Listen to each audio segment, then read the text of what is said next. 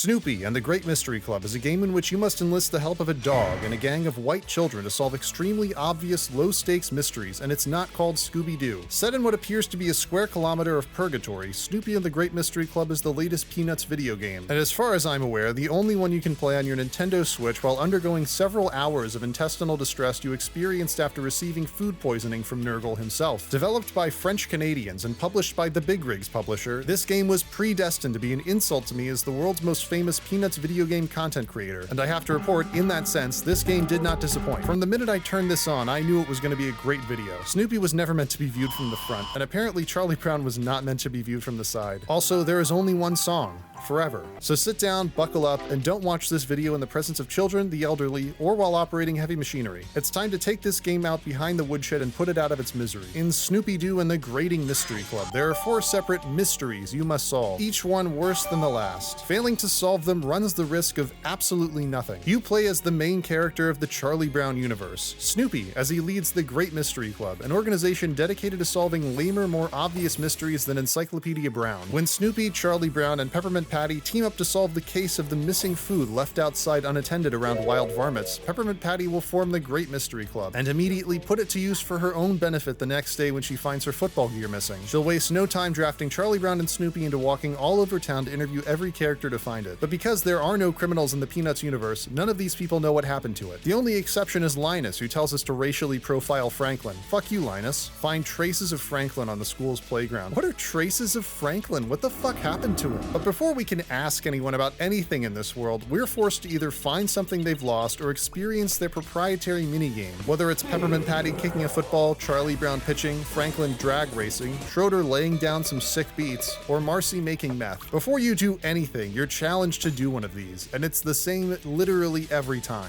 The primary gameplay loop of this game is walk for 10 minutes, play a shitty minigame, get assigned another item to find, and repeat. Eventually you'll have solved every person in the entire city's problems, performed over $18,000 in free landscaping work, stolen Franklin's shovel, forced him to build an entire bridge, walked the equivalent distance from Paris to Cape Town, and manufactured over 600 kilograms of pure Albuquerque blue. Come on!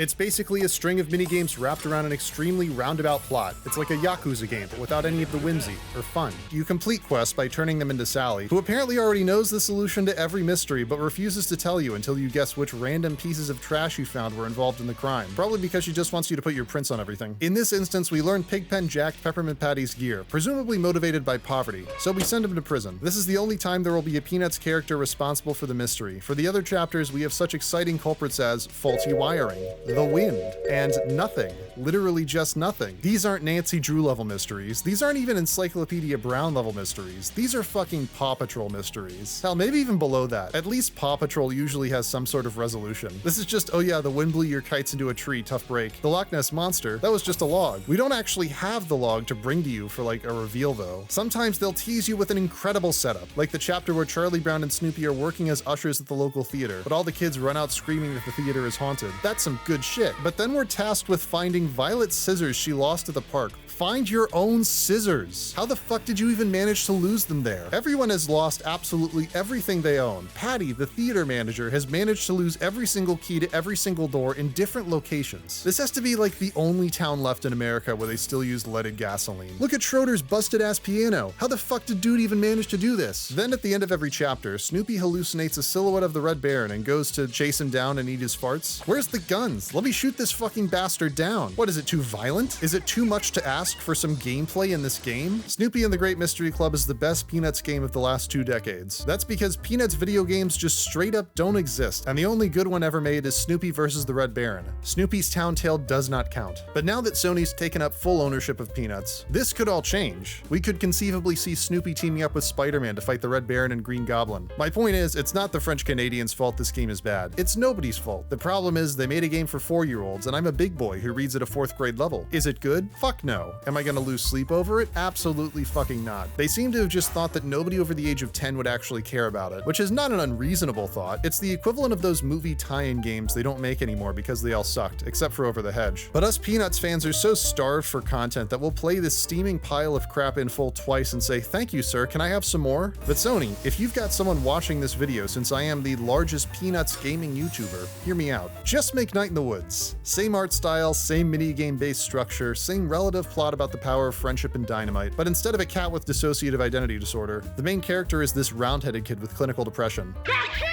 Thanks to all my dear patrons for funding this one-off project, I guess. Don't forget to like the video, subscribe to my Patreon so I can bring in more editors to make videos faster. Still don't really know what the next one's gonna be. We'll see. You'll find out when it's released in 20 months.